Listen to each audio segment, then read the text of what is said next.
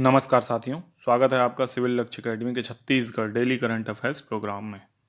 पहला प्रश्न है, छत्तीसगढ़ के मुख्यमंत्री ने मध्य प्रदेश राज्य पुनर्गठन अधिनियम की कौन सी धारा के तहत सहमति मांगी है?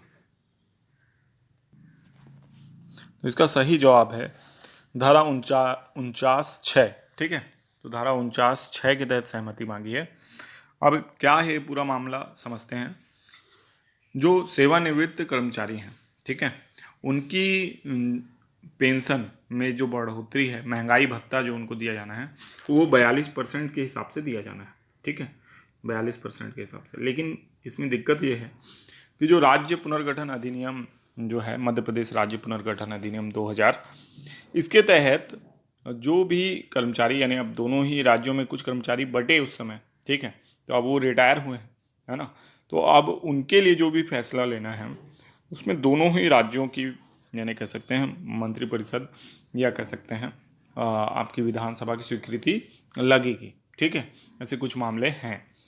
तो इसलिए जो छत्तीसगढ़ के मुख्यमंत्री हैं श्री भूपेश बघेल जी, उन्होंने शिवराज सिंह सरकार को एक खत लिखा है और शिव चौहान जी को संबोधित करते हुए उन्होंने इस विषय पर धारा 49(49)(6) के तहत सहमति मांगी है। ठीक है, तो इसको याद रखिएगा।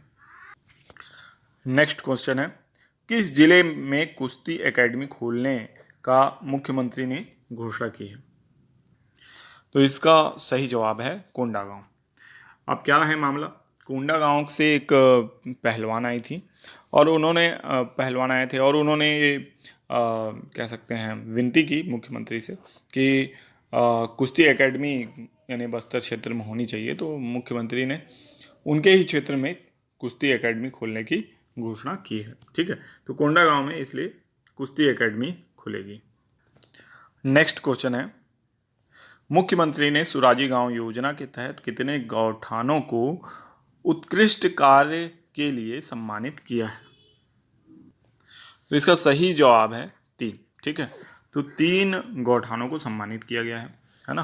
तो इसको याद रखना है कौन कौन से गौठान है। तो पहला है अमलीडीह, ठीक है, उसको याद रखना है। दूसरा है चंद्रखुरी और तीसरा है हिर्री। ठीक है, तो ACH ऐसे करके आप याद रख सकते हैं, अमलीडीह, चंद्रखुरी और हिर्री। ठीक है, तो ये तीनों गौठानों को आप याद रखिएगा और ये अलग अलग ज़िले से हैं, उनके ज़िले को भी आपको याद रखना। तो इसके ज़िले कौन कौन से हैं तो ये भी याद रखिएगा। अमलीडीह का है राजनांदगांव और चंद्रखुरी का है दुर्ग और हिर्री का है सारंगढ़ बिलाईगढ़। ठीक है, तो इन जिलों को भी याद रखिएगा।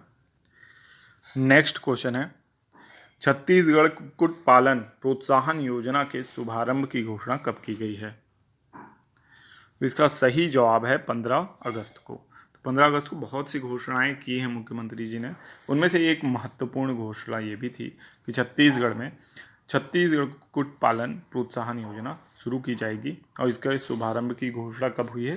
15 अगस्त स्वतंत्रता दिवस के दिन 2023 में की गई है। ठीक है, नेक्स्ट क्वेश्चन है, रेशम कीट और मधुमक्खी पालन को किसका दर्जा दिया जाएगा? ठीक है, तो इसका सही जवाब है कृषि का दर्जा दिया जाएगा। रेशम कीट और मधुमक्खी पालन को कृषि का दर्जा दिया जाएगा, ऐसी घोषणा 15 अगस्त को ही मुख्यमंत्री श्री भूपेश बघेल जी के द्वारा की गई है। इसको भी आपको याद रखना है। नेक्स्ट क्वेश्चन है, छत्तीसगढ़ के किस DSP को राष्ट्रपति से police medal of gallantry award प्राप्त हुआ है? तो इसका सही जवाब है शेर बहादुर सिंह। शेर बहादुर सिंह DSP हैं और इनको राष्ट्रपति से police medal for gallantry award प्रदान किया गया है। ये इनके लिए सम्मान की बात है और छत्तीसगढ़ के लिए भी है। ठीक है, तो राष्ट्रपति श्रीमती या महामहिम द्रौपदी मुर्मू के द्वारा। ठीक है, तो याद रखिएगा।